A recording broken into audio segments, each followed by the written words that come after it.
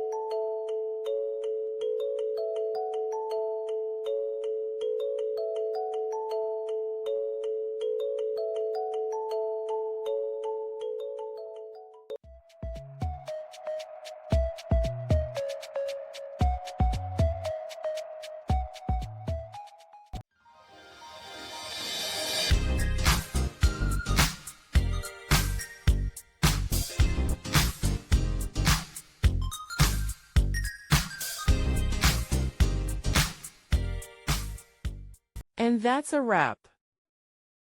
I hope you found the answer you were looking for. If you did, take a second to hit that subscribe button. It really helps out. And let me know in the comments which solution worked best for you.